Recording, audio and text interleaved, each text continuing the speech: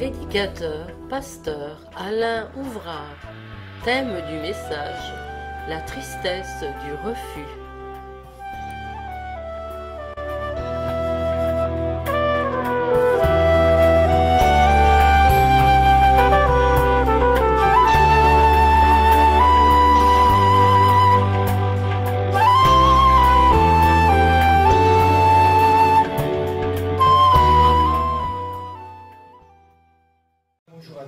Nous allons, après ces paroles d'encouragement que nous avons entendues, parce que ça reste toujours bien des paroles qui sont là pour fortifier nos cœurs. Ne crains pas, petit troupeau, parce qu'il a plu à votre Père de vous donner le royaume. Alors, nous ne recherchons pas, à dire vrai, la quantité, mais la quantité. La qualité, pardon, excusez-moi, la qualité. Alors justement, en fait, de qualité, nous allons ouvrir un passage dans l'Écriture sainte, un passage que vous connaissez bien, mais je voudrais lui apporter un commentaire particulier, enfin particulier, disons-le, établir finalement, eh bien, ce qu'est la véritable doctrine du salut. Alors oui, on va en parler ce matin.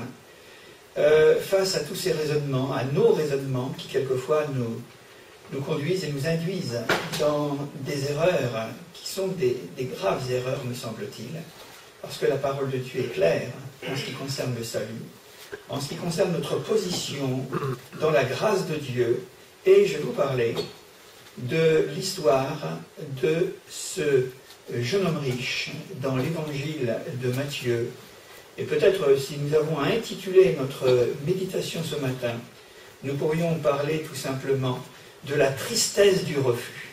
Voilà, la tristesse du refus. Alors, je vous indique donc tout simplement Matthieu, chapitre 19, et au verset 16. Voilà.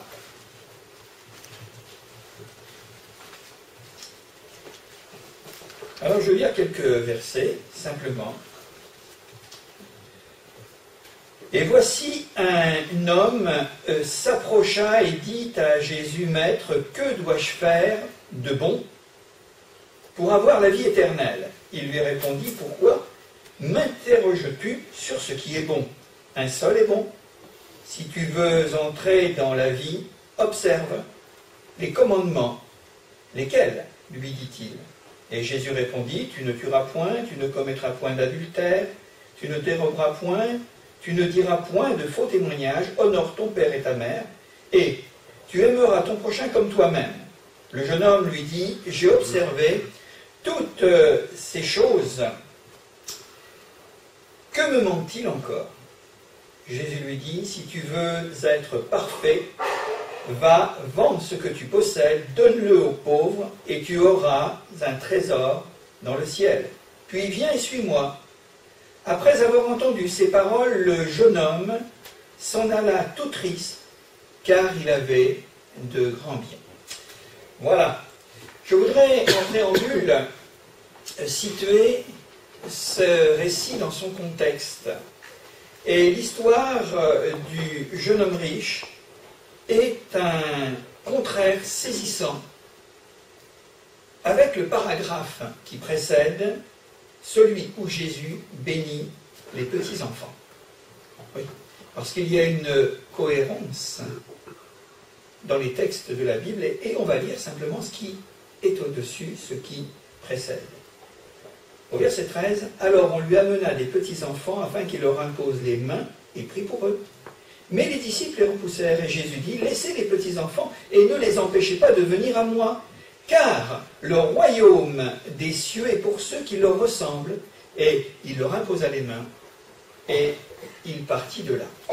Alors on peut s'imaginer que les parents ou les amis qui avaient amené ces petites têtes brunes, plus brunes que blondes en Israël, je suppose, toute cette petite foule, eh bien ça devait faire du bruit, ça devait s'agiter, et je pense que Jésus devait se réjouir de la joie et de la gaieté qui, eh bien là, est exprimée par ces enfants pleins de vie, tout simplement.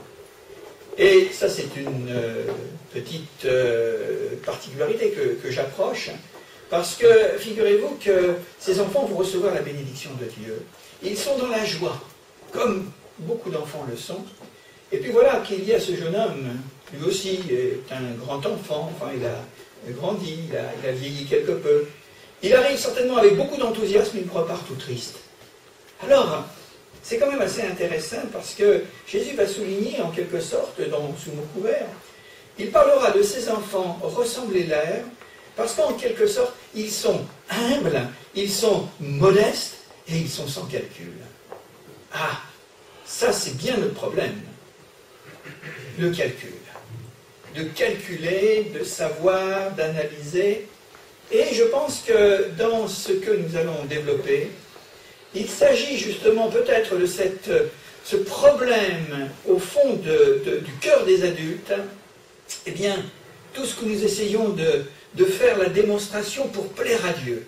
Pour dire, eh bien Seigneur, tu sais, je pense que je te plais, parce que je fais ceci, je fais cela, je ne fais pas ceci, je ne fais pas cela. Alors, il y a probablement derrière tout cela un manque de simplicité, c'est vrai, un manque de simplicité évident, mais également tout ce mécanisme de raisonnement, de calcul. Et c'est un autre homme dont nous parlerons tout à l'heure, qui parlait finalement eh bien, que les armes qui étaient les siennes, c'était des armes spirituelles qui étaient capables de renverser les forteresses de l'entendement, du raisonnement, de l'analyse et du calcul. C'est bien ce qu'il nous dit naturellement. Or, ce jeune homme riche veut mériter son salut par ses efforts et faire prévaloir sa propre justice. Seigneur, eh bien moi j'ai tout fait pour pouvoir te plaire, alors maintenant, eh bien, dis-moi que je te plais. Dis-moi que je peux rentrer, que je peux avoir la vie éternelle et que le royaume de Dieu, eh bien, il est pour moi. En fait, ce jeune homme s'imagine qu'en faisant ce qui est bon, on est bon, ou on devient bon. En faisant ce qui est bien, on est bien, ou on devient bien. Mais qui est ce mystérieux jeune homme? L'avez-vous pensé? Qui est-il, ce merveilleux jeune homme? Ce mystérieux jeune homme, merveilleux, il se disait merveilleux, enfin, c'est un lapsus de ma part et je vous prie de m'en pardonner. Mais qui est ce mystérieux jeune homme? Alors il doit bien représenter quelqu'un, en tous les cas il représente beaucoup. Beaucoup d'hommes d'hier et d'aujourd'hui sont tirés sur le sens de la parole de Dieu. La philosophie humaniste a vu dans ce récit, dans cette histoire, que Jésus aurait pu être un de ses adeptes. Parce que ça fait plaisir à l'homme, dans ses réalisations humaines, quand Jésus a dit « Va, vends tout ce que tu as et distribue-le aux pauvres ». C'est de l'altruisme, c'est de la philanthropie. Et ça, ceux qui sont les tenants de cette pensée pourraient dire, eh bien Jésus c'est notre ami. Parce qu'il a dit des bonnes choses. Il a dit de partager. Il a dit de donner. Il a dit de se dépouiller. Il y a certaines autres catégories que l'on appelle les témoins et puis qui ne sont pas peut-être forcément de Jésus. Ils discernent la preuve que Jésus n'est pas Dieu. Parce qu'ils prennent cette parole, mais un seul est bon, Dieu. Alors ils étayent toute une théorie autour de ça. Et comme Jésus a dit, bien, un seul est bon, c'est Dieu, donc ça voulait dire que, voilà, ça mettait quelque part Jésus dans une situation qui laissait passer, ou qui laissait penser à une sorte d'interprétation. Les rigoristes de toute tendance, ils trouvent une justification pour appuyer la thèse que le salut ne vient qu'en gardant scrupuleusement la loi et que la grâce est secondaire. Alors on pourrait trouver, et à partir de tout cela, il y en a eu des doctrines, il y en a eu des interprétations, il y en a eu des controverses. Laissons Jésus nous parler simplement et ne faisons pas de calcul. Voilà. Ce matin, je voudrais aborder 4 points qui vont être les suivants, vous les retrouverez, et qui laissent apparaître 4 doctrines erronées dans la compréhension de la pensée de Dieu de la volonté de Dieu, de ce que Dieu a fait et de ce que Dieu est. La première, c'est la fausse espérance dans la bonté naturelle de l'homme. Ah oui, il y a l'étonnant aussi dans notre monde que l'homme il est bon par nature. Mais c'est la société qui est mauvaise.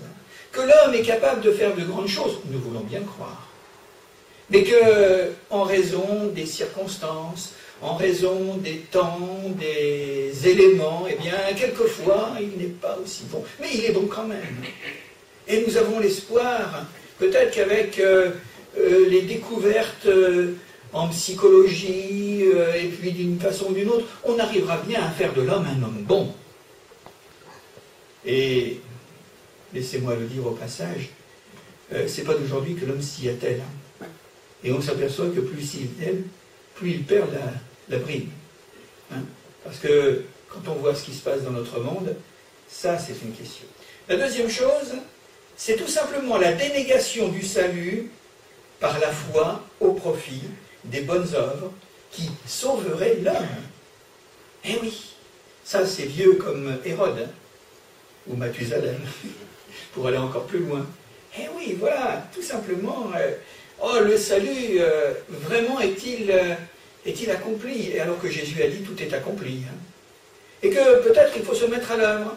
Il faut faire comme les bâtisseurs de Babel, allons et bâtissons, faisons les choses nous-mêmes, parce que bon, on ne sait pas tellement où est passé Dieu, et puis finalement, est-ce que l'on peut compter sur lui? Est-ce que l'on peut compter sur ce qu'il nous dit dans sa parole, que tout est accompli, que tout est fait? Alors on va se mettre à l'œuvre, on va faire des œuvres bonnes, on va faire des bonnes œuvres, et puis certainement avec ça, eh bien, on va y arriver. La troisième difficulté, c'est la sélection arbitraire des commandements de Dieu. On va en parler, parce que certains disent, eh bien moi si je fais ceci, j'ai pris un prix des 10 commandements. Et puis il y en a beaucoup d'autres après, je vais vous donner le nombre tout à l'heure. Hein.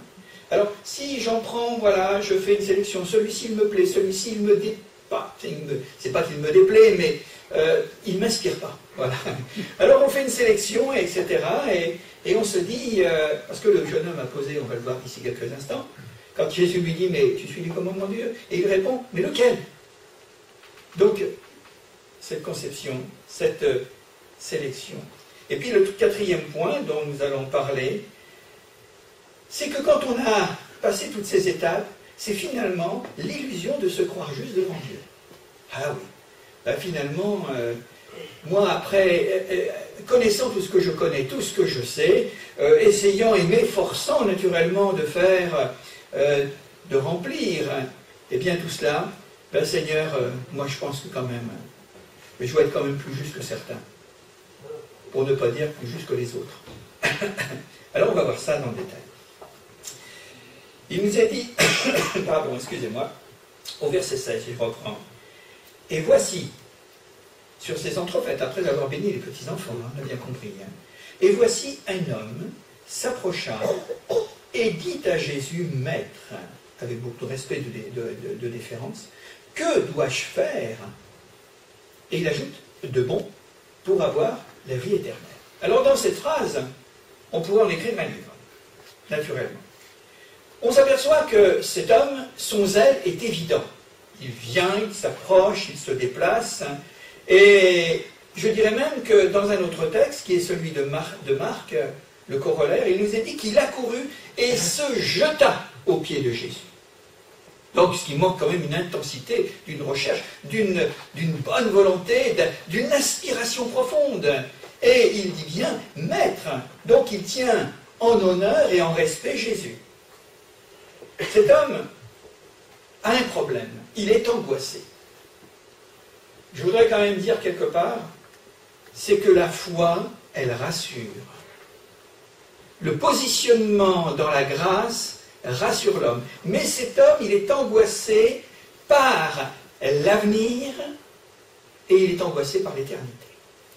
Donc il n'a pas réglé son problème. Et il fait face à Jésus pour lui poser ces questions en pensant que Jésus a certainement, plus que les rabbins, le temple, la synagogue et tous les autres, qu'il a probablement un secret quelque part, qui va lui livrer, eh bien, la solution à son ou ses problèmes. Il ne se trompe pas de fait, mais il vient vers lui dans cette, vraisemblablement dans cette intention. Alors, il peut reconnaître, il ne peut précisément reconnaître en Jésus la vie éternelle qu'il recherche en raison de sa mentalité, de ses calculs et de sa façon de penser, malgré son immense besoin. Je dirais qu'il y a probablement dans notre monde des milliers, voire des millions de gens qui sont probablement à la recherche de questions, de réponses à des questions essentielles et fondamentales de la vie et de l'existence. Mais la réponse est toute simple, mais ils sont tellement encombrés, tellement embarrassés, tellement chargés de tout ce qu'on leur a appris, de tout ce qu'on leur a inculqué, de traditions, de toutes sortes de choses, d'une manière ou d'une autre, et ces gens ont un immense besoin, mais il y a là des forteresses de l'entendement qui les empêchent d'accéder librement, eh bien, à ce que Dieu veut leur dire et ce que Dieu veut leur donner. Et il a un immense besoin, je l'ai dit, je le répète, et on s'aperçoit qu'il est très éloigné de la vérité, parce que il commet 4 erreurs. C'est pas de sa faute, parce qu'il ne sait pas. Il croit savoir, mais il ne sait pas. Il est encombré de calculs. Il fait des déductions. Il a oublié que les choses de sa vie, de son passé, de son histoire, eh bien, ce sont des choses qu'il faut laisser derrière lui. Et qu'en s'approchant de Jésus, c'est une nouvelle ère qui commence, c'est une nouvelle vie, c'est une nouvelle existence, et tout devient neuf. Alors il traîne derrière lui tout ça. Alors, il entend bien Jésus, mais ça le ramène à des calculs, en disant, oui, il est d'accord, il me dit la vérité, mais d'un autre côté, il y a ceci, il y a cela, qu'est-ce que je dois faire? Il est tiraillé entre deux mondes, il est tiraillé entre deux vies, deux appels, et c'est un malheureux, il est angoissé, on l'a dit. Et il va commettre donc 4 erreurs. La première, c'est que c'est la manière dont il appelle Jésus. Il lui dit « bon maître ». Sa façon de voir Jésus est erronée. Pourtant, ce n'est pas une insulte. Ça serait même respectueux, ça serait même déférent. Et on va voir pourquoi. Parce que pour lui, Jésus ne serait qu'un homme bon, un maître bon, qui connaîtrait quelques secrets, nous l'avons dit tout à l'heure, de la vie qu'il recherche. Comme on se va vers, peut-être, excusez-moi, je ne veux pas assimiler les deux, mais comme on va, et comme des millions de gens vont vers d'autres hommes, certainement de grande de réputation, de renom, de distinction, voire même peut-être plus douteux vers des gourous.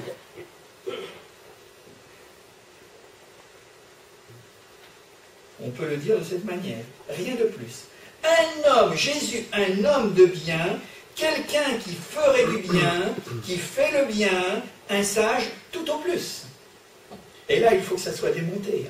Parce que Jésus fait le bien. Parce que Jésus est un homme de bien. Mais il est plus qu'un homme. C'est ça la grande différence. Parce que l'homme a besoin d'un sauveur et il a besoin d'un seigneur. Il n'a pas besoin d'un homme qui joue au seigneur et au sauveur.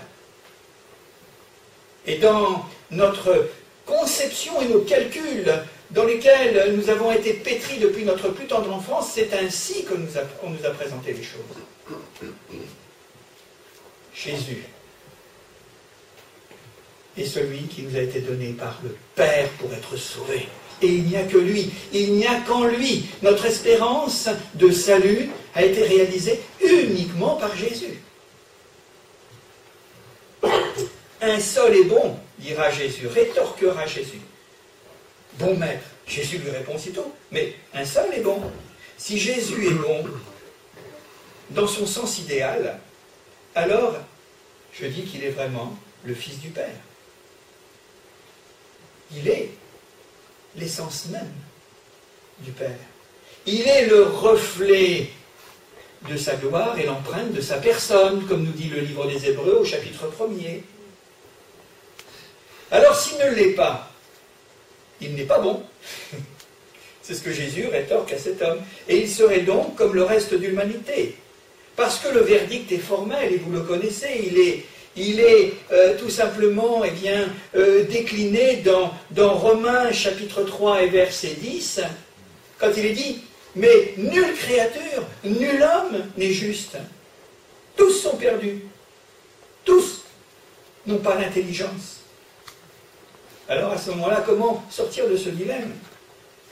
Et c'est bien ça la question qui est posée. Ça, c'est la première erreur. La deuxième erreur, c'est quand il dit « Mais que dois-je faire pour hériter la vie éternelle ?»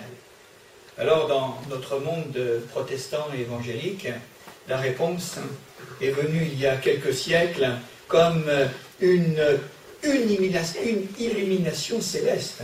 Mais elle existait déjà sur Terre, c'est qu'on avait mis en oubli, finalement, la consultation et la foi dans les Écritures saintes. Cet homme qui s'appelait Luther, moine catholique, en étudiant la Bible, avait découvert ce grand principe sur lequel nous terminerons tout à l'heure, c'est qu'on n'est pas sauvé par les bonnes œuvres, on est sauvé par la foi en Jésus-Christ. C'est ça la grande différence. Alors il dit, dans toute son innocence, dans toute son ignorance, et avec un calcul en pensant que finalement l'addition va être juste, parce que si on ajoute ceci, si on multiplie par cela, et qu'on soustrait cela, et là il avait oublié de faire les soustractions. C'est-à-dire que tout ce qu'il encombrait, mais il s'est aperçu que même en comptant bien, en voulant bien compter, consciencieusement et soigneusement, l'addition était fausse. Que dois-je faire? De bon? C'est ça? Et il précise que je fais de bon pour hériter la vie éternelle. C'est une funeste confusion quant au salut qui revient à croire que l'on peut être sauvé en récompense d'œuvres bonnes à accomplir. Et vous savez, notre christianisme, dans toutes ses répartitions, fonctionne encore de cette manière. C'est bien triste. On n'est pas sauvé par ce que l'on fait, et je précise de bon, mais on est sauvé tout simplement par la grâce et la faveur de Dieu. Tout simplement. Par le ciel que l'on gagnerait ou que l'on mériterait. Jésus s'est accroché sérieusement, vigoureusement, avec les tenants de ce raisonnement et de ce calcul que l'on appelait les pharisiens.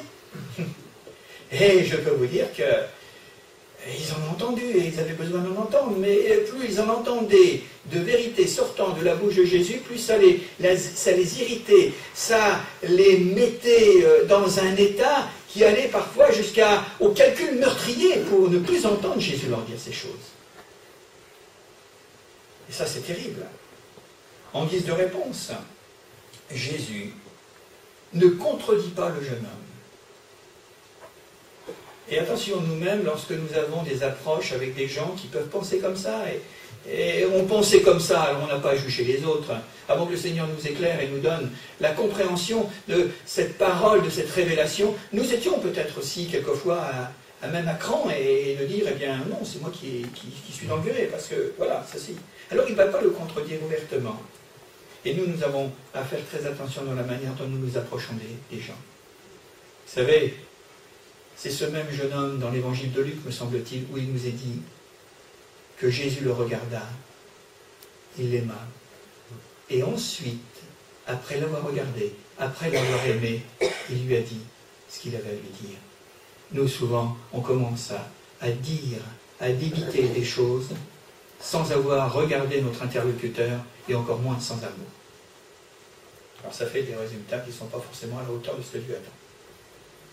Ce que Jésus préconise est plus efficace et très instructif pour renvoyer l'homme dont nous parlons, le jeune homme, à sa conscience. Pas forcément de lui mettre la loi de Moïse devant le nez en disant, tu sais, je te renvoie chez toi et tu vas lire là des pages et des pages et des pages et des pages. Non, il le renvoie d'abord à sa conscience. Parce que sa conscience, elle sait des choses. Et à son jugement personnel. Toi, qu'en penses-tu? D'ailleurs, Jésus dira très souvent dans ses interventions qui seront suivies d'enseignements, qu'en est-il? Que pensez-vous? À quoi comparerai-je? Mais vous, qu'est-ce que vous en pensez?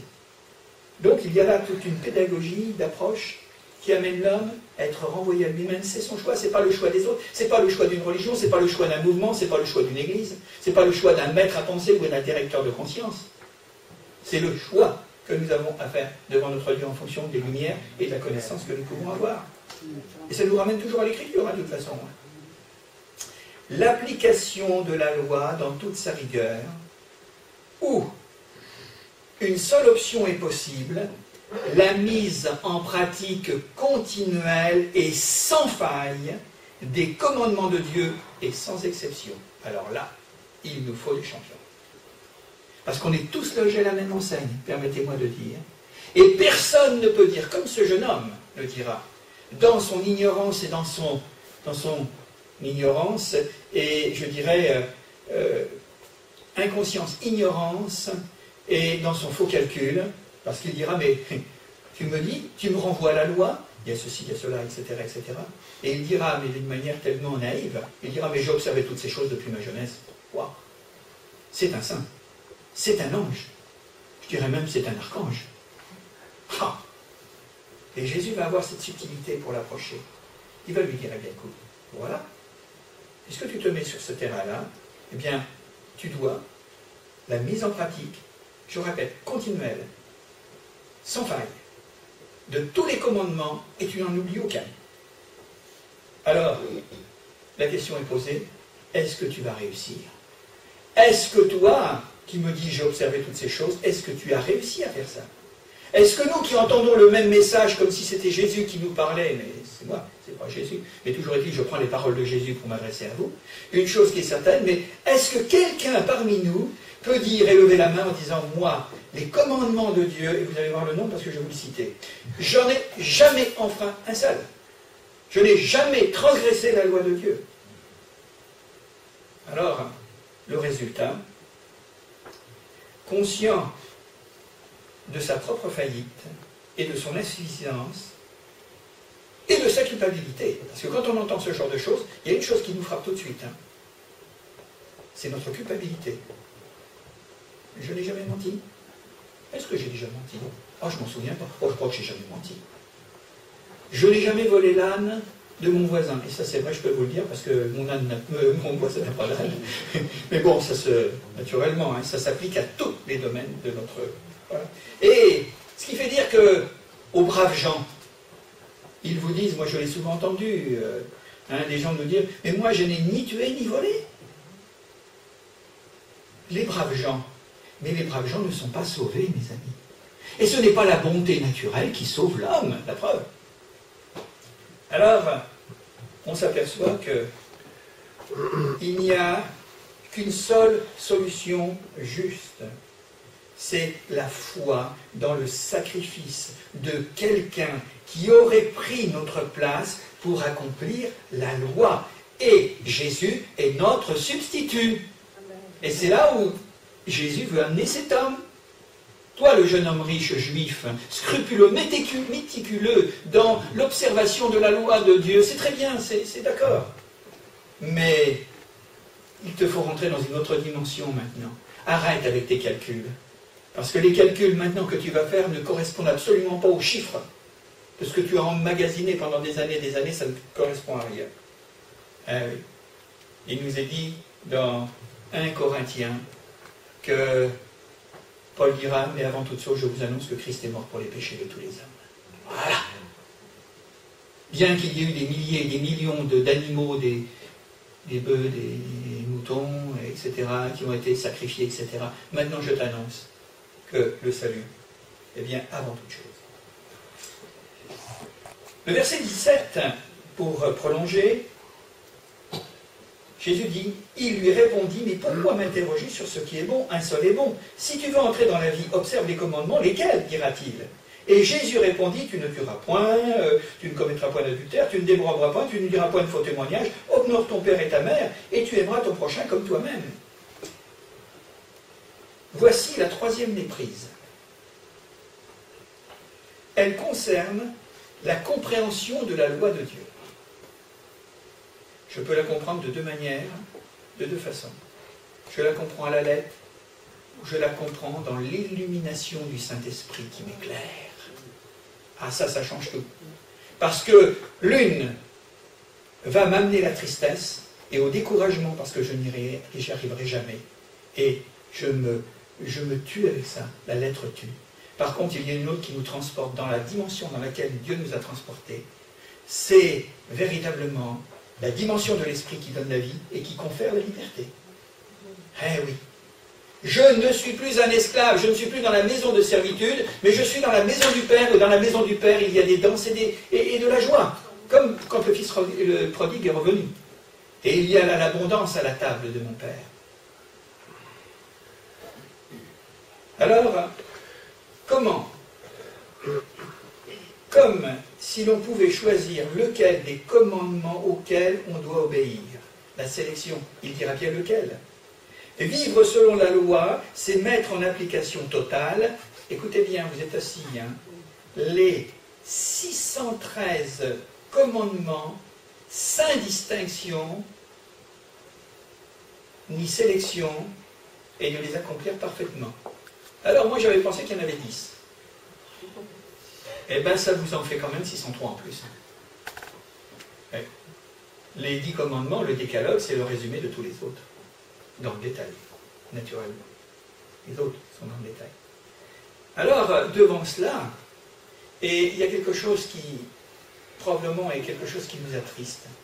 C'est de voir qu'il y a tellement de communautés, de familles chrétiennes, de dénominations, d'appellations, qui sont des hommes et des femmes authentiquement vrais et sincères, qui croient dans le salut en Jésus-Christ, mais qui règlent leur vie beaucoup plus dans, finalement, le fonctionnement ancien que dans le fonctionnement nouveau. Dans cette explosion de vie, dans cette dimension de liberté, où là, nous sommes heureux d'appartenir à Jésus-Christ. Alors, on n'est pas parfait, on n'est pas des champions surtout. Mais il y a une chose qui fait la différence, c'est que dans cette approche, qui est avant tout une approche d'amour de Dieu, je suis comme le reste des hommes, avec mes faillites, avec mes manquements, avec mes envies, avec tout ce qu'il peut y avoir de primaire, de charnel, de pécheur. Mais à chaque fois, je peux dire, mais Seigneur, tu vois. Et bien moi, ça me ramène à vraiment à me présenter devant Dieu en disant, Seigneur, porte-moi parce que je n'y arrive pas. Parce qu'à chaque fois que je vais y arriver, eh bien, je retombe en arrière et puis je me sens, mais je sais que toi tu as payé pour moi, Seigneur. Et c'est ce qui nous donne la victoire. Et c'est ce qui enlève la peur. C'est ce qui enlève la crainte de nos cœurs. Parce qu'il y a quelqu'un qui a payé à ma place. Et ça c'est formidable parce que ça me donne une dynamique pour aller plus loin. Il n'y a pas de calcul à ce moment-là. Comment pourrais-je faire pour y arriver? Je n'ai pas posé la question comment je pourrais faire pour y arriver. Le Seigneur me répond, tu n'as pas besoin de faire, tu crois. Tu crois que c'est déjà fait. Ça c'est extraordinaire. Ça c'est formidable. Vous savez, l'apôtre Paul, et vous verrez pourquoi je vous ai parlé d'un personnage mystérieux tout à l'heure. Ce n'est pas quelque chose d'arrêté absolument, mais ça peut nous laisser réfléchir. Au chapitre 5 de Galates, il nous est dit ceci au verset 3. Alors c'était sur des lois de l'ancien régime du temps de Moïse. Il dira ceci, voici moi Paul, je vous dis que si vous faites circoncire, ça c'était les obligations des Juifs, Christ ne vous servira de rien. Et j'affirme encore une fois que tout homme qui se fait circoncire, qu'il est tenu de pratiquer toute la loi tout entière. Ah oui, ça c'était un des aspects des 613 commandements. Et il dira ceci, mais ça c'est une parole terrible, qui devrait faire réagir tous les chrétiens pour changer de régime et rentrer dans le régime de la grâce et vivre pleinement dans la liberté de l'esprit. Il dit ceci, vous êtes séparés de Christ, vous tous qui cherchez la justification dans la loi. Écoutez, c'est terrible, vous êtes déchus de la grâce. Seigneur, donne à mes frères et sœurs du monde entier de comprendre que ces paroles, eh bien, c'est un appel pathétique, solennel, pour véritablement se mettre du bon côté, du côté de la grâce. Parce que si je me mets du côté de la loi, ça veut dire que je crois encore que par mes propres œuvres, par mes capacités, par mes efforts, par ma volonté, par ma détermination, par mes calculs, par mes raisonnements et ceci et cela, je peux encore y arriver. Eh bien, j'annule le sacrifice de Jésus-Christ, il faut le dire, puisque lui, il l'a fait complètement, totalement. C'est ça l'essence même de la rédemption en Jésus-Christ et du salut qui nous est présenté dans l'Évangile. Et c'est pourquoi on dit que c'est une bonne nouvelle. Ainsi, Jésus cherche à susciter le sens de notre propre échec face au bien que nous ne savons pas toujours faire, à la vérité que nous ne savons pas toujours dire, et à la justice que nous écornons souvent. Je suis un homme, je suis un pauvre homme, et à partir du moment où je réussis peut-être à faire des choses dans le domaine de la moralité, eh bien je commence à m'élever à ce moment-là, je commence à dire, mais tu sais, voilà, j'y arrive quand même, Seigneur.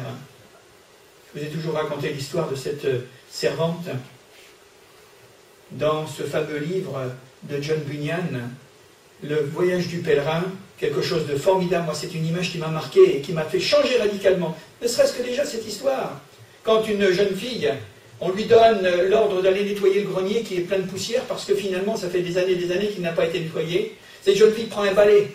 Et puis elle balaye comme ça, d'un seul coup, elle s'y met directement. Et à un moment donné, elle est obligée de sortir du grenier parce qu'elle suffoque. Parce que la poussière, elle va partout. Alors au lieu de nettoyer, eh bien, la poussière est répandue partout. Et alors il y a un serviteur qui vient la voir et lui dit, mais qu'est-ce que tu fais? C'est pas comme ça qu'il faut faire. Tu prends de l'eau, tu humectes, et après tu pourras balayer, tu ramasseras les impuretés, les poussières et tout ça. Et elle le fait. Et c'est l'image, cette eau, c'est l'image de la grâce qui anéantit finalement les péchés, qui anéantit tout ce qui nous étouffe, tout ce qui nous prive de liberté, qui fait de nous des esclaves, qui nous amène tout simplement à ne plus pouvoir respirer. Alors après, elle le fait comme ça. Et puis elle enlève finalement toutes les impuretés de ce grenier. La grâce, mes frères et sœurs, la faveur de Dieu, c'est elle qui nous fait vivre et qui nous fait respirer, et puis qui nous donne l'épanouissement, et qui nous donne d'aller de l'avant. Parce que nous comptons, non pas sur nous, mais nous comptons sur notre Dieu. Puis j'ai aussi une quatrième erreur de raisonnement, de calcul. Il dira, j'ai observé toutes ces choses. Quatrième achoppement qui trahit une grande illusion, sans remettre en cause ni la sincérité, parce que je crois qu'il était vraiment sincère, comme beaucoup de gens sont sincères, ni la sincérité, ni la conduite exemplaire de son interlocuteur. Jésus perce un mal que je qualifierais d'effrayant, parce qu'on en est souvent inconscient. J'ai observé toutes ces choses. Être bon chrétien, c'est observer toutes ces choses. C'est se mettre dans l'illusion nous-mêmes. L'aveuglement moral et spirituel du jeune homme, c'est de se croire juste, c'est ce qu'on l'a dit. Tout simplement. Celui qui pense plaire à Dieu et faire sa volonté par ses propres efforts, en déniant sa faiblesse, se trompe lui-même et devient victime de l'orgueil s'il y arrive un tant soit peu. C'est l'histoire du frère aîné de la parabole du fils prodigue. Ouais. C'est ça le problème. Et ça l'a mis en colère. Et ça l'a amené à être juge. Ça l'a amené à ne pas comprendre qu'il pouvait y avoir une autre dimension, une dimension qui nous tire vers le ciel, qui nous amène à rentrer dans le ciel avec une explosion de joie et de bonheur. Ce que le Père avait compris. Voilà. Le verset 18, Jésus lui dira, tu aimeras ton prochain comme toi-même. Et si tu veux être parfait, alors qu'est-ce qu'on entend par être parfait?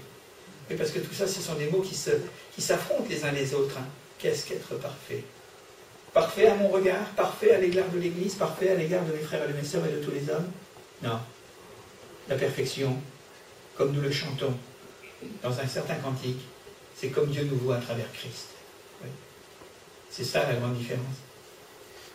Et le meilleur moyen pour que Dieu nous voit bien, c'est quand il nous voit à travers le prisme de la foi. La seule chose que Dieu agrée, qui réjouit le cœur de Dieu, qui fait la joie de Dieu, et ça sera une joie éternelle, c'est quand il voit qu'un homme, une femme, un jeune homme ou une jeune fille, un homme âgé ou une femme âgée, eh bien, met toute sa confiance en Dieu. Recommande-t-on sera l'éternel, mais en lui ta confiance. Et voilà. Et c'est ça, justement. Mon juste vivra par la foi, nous dit le prophète Habakkuk. Et c'est repris au moins 3 fois après dans la Bible, 2 fois dans le Nouveau Testament. Seigneur, donne-moi plus de foi en toi. Alors après, ça découlera.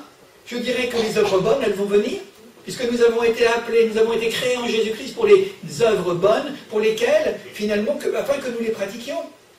La foi d'abord, et ensuite le reste. Mais le reste, je dirais, on n'a pas à s'en prévaloir. Ça doit être tout simplement le résultat de notre foi en Dieu. Et parce que Dieu voit que nous avons confiance en lui, et il va nous donner des œuvres bonnes à accomplir, mais qui ne seront pas gratifiantes pour nous. Ça sera pour la gloire de Dieu.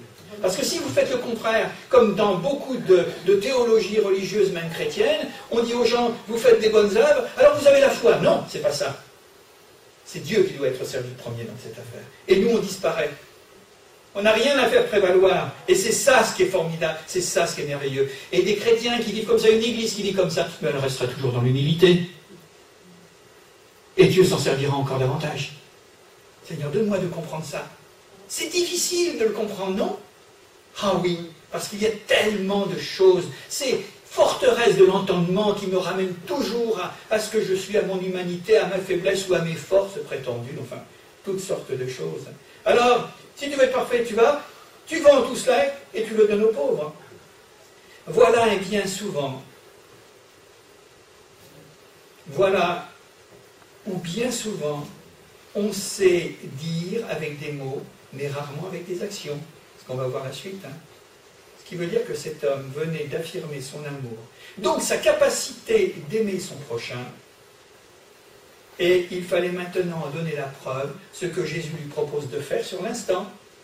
Puisque tu sais bien les commandements, aime ton prochain comme toi-même, et bon, on va voir si tu en es capable. Si tu crois, dira Jésus, si tu crois aimer autant que tu le prétends, alors vends tout, vends tous tes biens, et tu vas le donner aux autres. Et pour lui, c'est l'échec total, parce qu'il n'en est pas capable. Le verset 22 l'affirme, quand il dit ceci, « Après avoir entendu ces paroles, le jeune homme s'en alla tout triste, car il avait de grands biens. » En fait, Jésus ne fait que mettre le doigt sur l'idole cachée dans le cœur de ce jeune homme, et qui, hélas, lui barre le chemin dans ses ardentes espérances de la vie éternelle. Il était venu pour chercher la réponse à la vie éternelle. Jésus lui dit, bien, écoute, tu fais ce que tu dis, puisque tu te mets dans le cadre de la loi. Eh bien, si tu te places dans ce domaine-là, eh bien, maintenant, tu vends tout, et puis tu le donnes aux autres, et comme ça, tu feras la preuve que tu aimes tes semblables, ton semblable.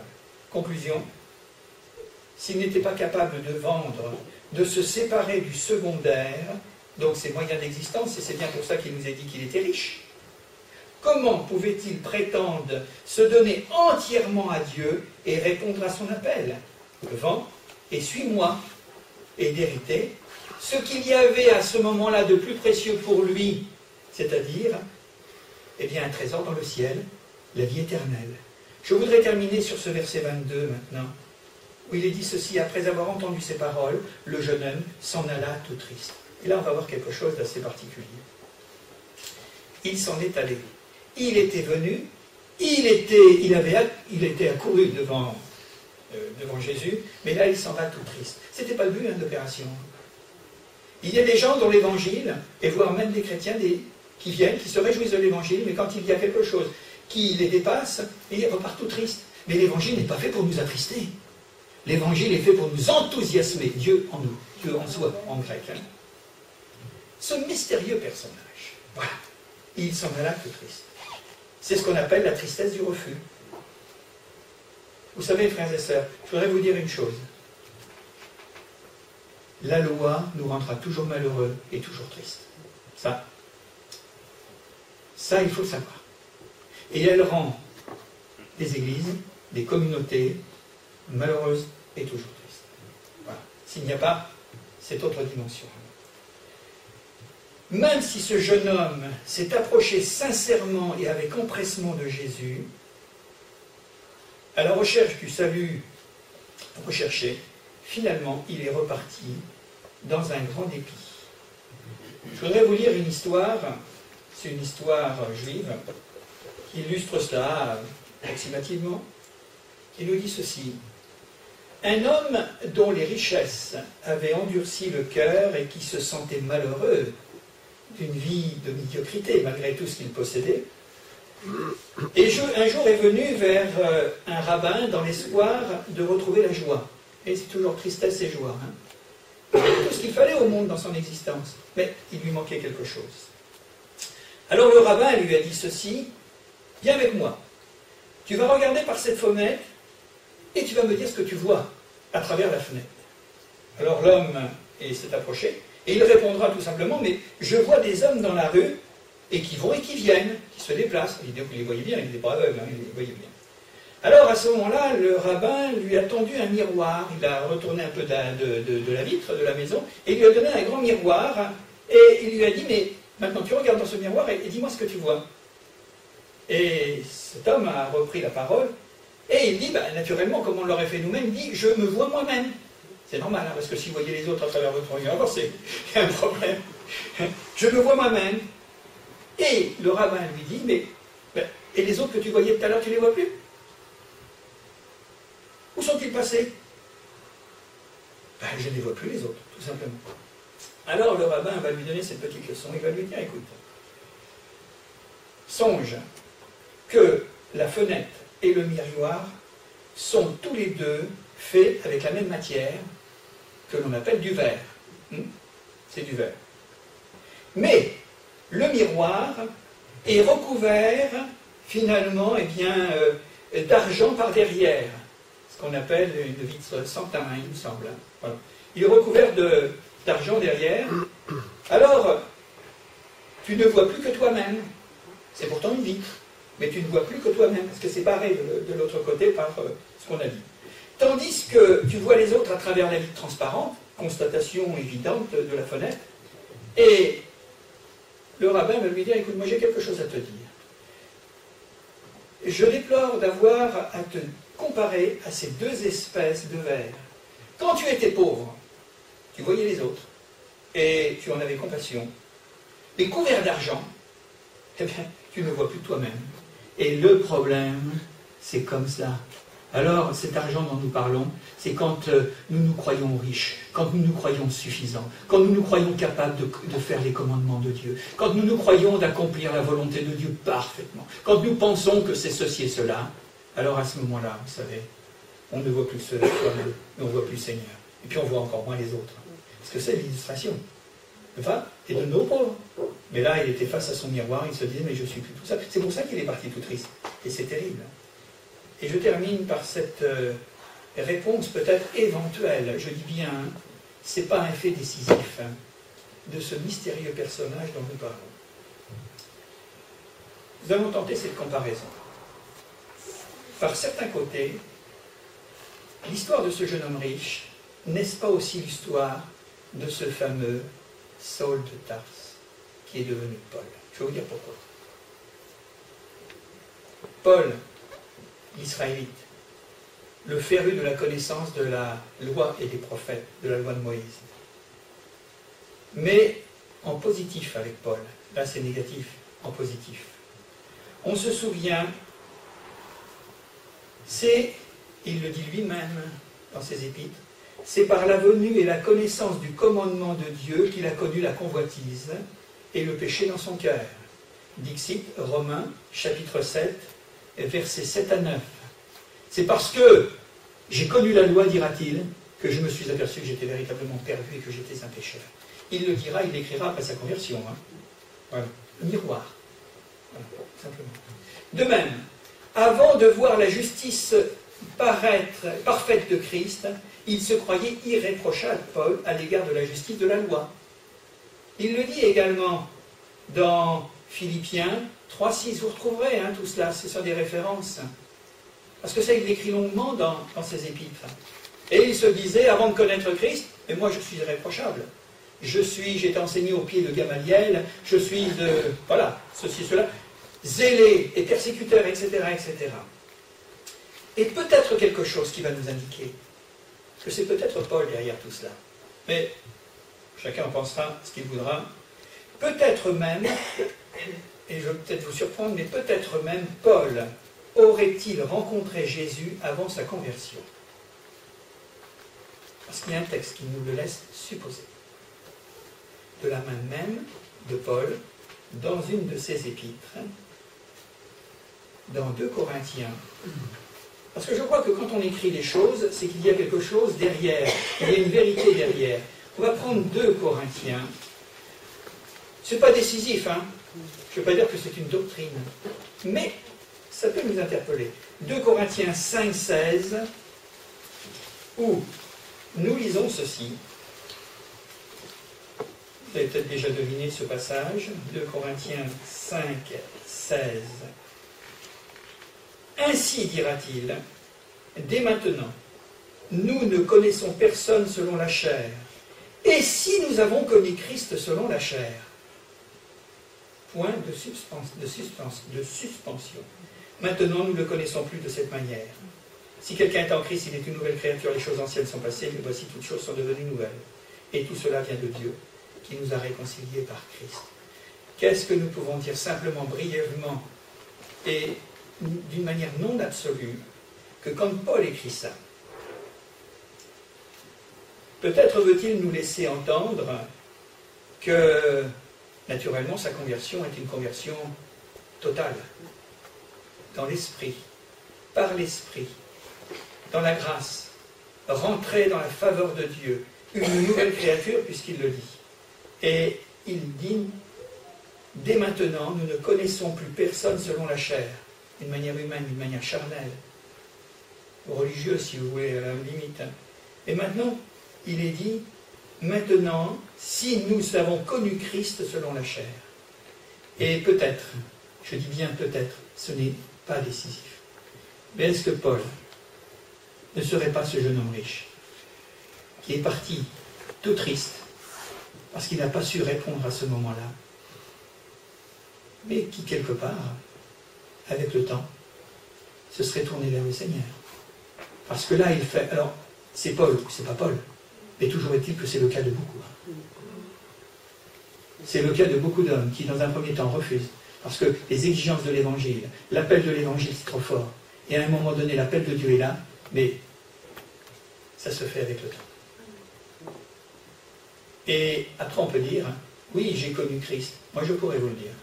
J'ai connu Christ avant ma conversion dans l'église qui était mon église naturelle. Ah oui, j'avais la foi en Dieu, j'avais la foi en Christ. Tous les grands événements, finalement, de ce que nous dit l'Évangile, je les avais dans mon cœur, mais je n'étais pas converti à Jésus-Christ. Et le jour où il y a eu l'appel, à ce moment-là, je peux dire, je n'ai plus connu Christ selon la chair, mais je l'ai connu maintenant dans l'esprit. Je suis converti, je suis né de nouveau. Voilà la grande différence. Alors, Paul ou pas Paul, peu importe, mais ce qui est important, c'est que c'est souvent le chemin de beaucoup d'hommes. Je ne le connais plus selon la chair religieusement, traditionnellement, d'une manière intellectuelle, la calcul et la raison, mais maintenant je le connais par cette relation d'esprit. Parce que la parole de Dieu m'a éclairé. Je suis passé de l'ancien régime au nouveau régime, je suis une nouvelle créature. Ça, c'est quelque chose. Merci Seigneur. Alors, cette tristesse, puisqu'il nous a dit qu'il s'en alla tout triste, n'est-elle pas la tristesse, selon Dieu, dont le même Paul parle dans Corinthiens, qui produit une repentance à salut? Vous savez, moi je pense que le Seigneur visite les hommes. Il les visite, les hommes disent non. Ils peuvent dire non 100 fois, 1000 fois. Mais moi je crois que l'appel de Dieu, Dieu ne se repent pas ni de son appel, ni de la vocation qu'il adresse. Et je crois que ça, c'est un encouragement. Seigneur, nous avons prié pour un tel, pour un tel. Aujourd'hui, il ne veut pas. C'est vrai, il reste encore dans tous ces rudiments, dans toutes ces choses qui lui plaisent parce qu'il ne connaît pas autre chose. Il n'a pas été illuminé dans son esprit. Mais Seigneur, moi, je crois qu'un jour, tu vas les visiter, tous ces gens-là. C'est quelque chose de merveilleux, c'est une formidable espérance. Parce que Jésus n'est pas mort en rien, il n'est pas mort pour rien, il n'est pas mort en vain. Alors, hélas, ce jeune homme est enchaîné par une relation sociale, on pourrait le dire, par son rang, ce qui était le cas de Paul, ses biens faisant de lui un esclave, de ce qu'il croyait posséder, sans savoir que ce qu'il possédait, c'était les choses qu'il possédait, ce n'est pas lui qui possédait les choses. Illusion du raisonnement qui doit tomber. Et vous savez que Jésus va le renvoyer tout simplement, il ne va pas lui dire « reste, je veux te sauver à tout prix », il va le renvoyer au bénéfice de la grâce, tout simplement. C'est pas la peine de forcer quand les gens ne veulent pas venir. Ce qu'ils n'ont pas compris, mais un jour ils comprendront. Par l'Esprit, par un nouveau témoignage.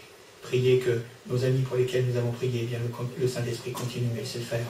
Continue à visiter ses amis, ses enfants, tous ceux qui sont autour de nous. Moi, je crois à la puissance de l'Esprit qui sauve. Et puis, je terminerai parce que je crois que c'est le plus grand et le plus beau de tous les versets de la Bible. Alors, vous allez me dire, langue française, non, il y a ça aussi. Mais moi, je pense particulièrement à cette parole qui est à l'origine de ce pourquoi nous sommes là aujourd'hui.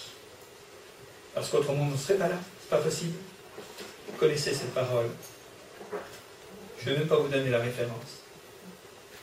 C'est par la grâce que nous sommes sauvés. Par le moyen de la foi, et non pas de la loi. De la foi. Cela ne vient pas de vous. C'est le don de Dieu. Ce n'est pas par les œuvres, afin que personne ne se glorifie. Et puisque je citais tout à l'heure, nous sommes son ouvrage, ayant été créés en Jésus-Christ pour de bonnes œuvres que Dieu a préparées d'avance, afin que nous les pratiquions. Il y a la foi, et ensuite il y a le produit, le fruit, mais pas le contraire. Et ce garçon a fait ces 4 erreurs, parce qu'il s'est toujours induit, il a toujours été induit que c'était le contraire. Et toutes les religions de la terre, chrétiennes ou non, amènent les gens complètement dans l'inverse. C'est la foi. Nous sommes sauvés par la foi. Et c'est le don de Dieu. C'est la grâce de Dieu. Que Dieu nous bénisse ce matin. Que Dieu nous donne sa grâce. Et réjouissez-vous. Parce que c'est ça ce qui est extraordinaire. C'est ça que le Saint-Esprit nous réjouisse d'être sauvés. Alors nous allons simplement prier maintenant. Seigneur, nous voulons te bénir et te remercier. Parce qu'en effet, Père éternel, qu'est-ce que nous pouvons faire prévaloir? Et ta parole nous répond. Qu'as-tu que tu n'aies reçu? Et c'est vrai, Seigneur. Tu nous as donné même jusqu'à notre existence, c'est-à-dire le souffle, la capacité de marcher, la capacité de parler, la capacité de faire toutes sortes de choses avec notre corps. Mais tu nous as donné aussi la capacité, Seigneur, en effet, dans notre âme, cette dimension, Seigneur, de réflexion, cette conscience, cette volonté, et puis, en effet, Seigneur, tant d'autres choses. Mais, Seigneur, tu as couronné le tout en nous revêtant de ton esprit. Et l'esprit, c'est la vie. Là où est l'esprit, c'est la vie, c'est la liberté, c'est la paix, c'est la joie. Oui, Seigneur. Joie et bonheur de te connaître. Seigneur, je te demande que cette parole est bien. Elle nous amène vraiment, Seigneur, toujours de plus en plus près de toi. Seigneur. Et te dire que, Seigneur, bien que je sois ou que je ne sois pas, que je fasse ou que je ne fasse pas, Seigneur, en tous les cas, ce que je veux faire, maintenant je vais le faire dans l'amour et avec la force que me donne le Fils de Dieu. Et je veux te demander, Seigneur, que tu m'aides, Père éternel, dans ce qui n'est pas bien, dans ce qui n'est pas bon, eh bien, Père éternel, à comprendre que c'est toi qui peux résoudre ce problème, cette dualité, pardonner mes fautes, mes péchés, mais jamais de cesser de regarder à toi, puisque la solution, Seigneur, elle est en Christ, qui est ma lumière, qui est ma paix, et qui est ma vie. Merci Jésus, bénis mes amis, Seigneur, fais-leur le plus grand bien, et enseigne-les maintenant, par-delà les mots d'un homme, enseigne-les, Seigneur, dans l'esprit, sur ta parole. Merci Jésus. Amen.